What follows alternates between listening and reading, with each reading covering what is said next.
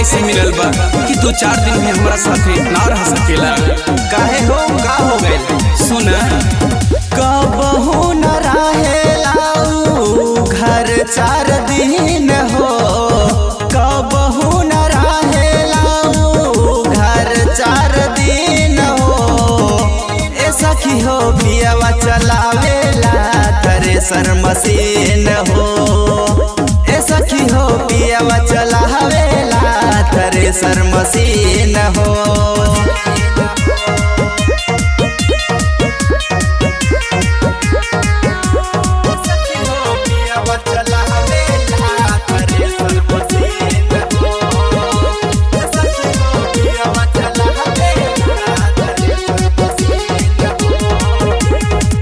कबो कटनी करावे कबो दौरी करावे, करेला खूब काम हो।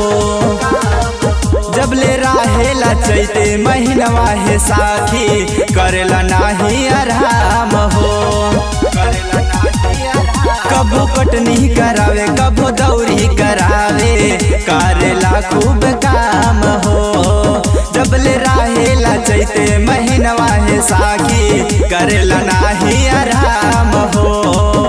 काहिले की रुकायज तो काहे काल दिन हो, काहिले रुकायज तो काहे काल दिन हो।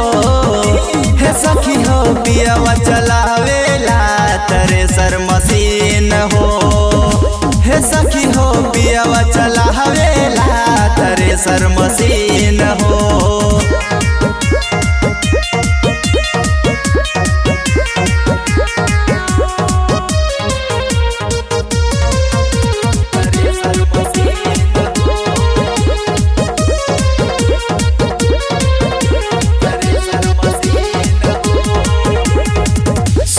अंकित सतीश ही तो बाड़े बेदर्दी, मानेला नाही बतिया के।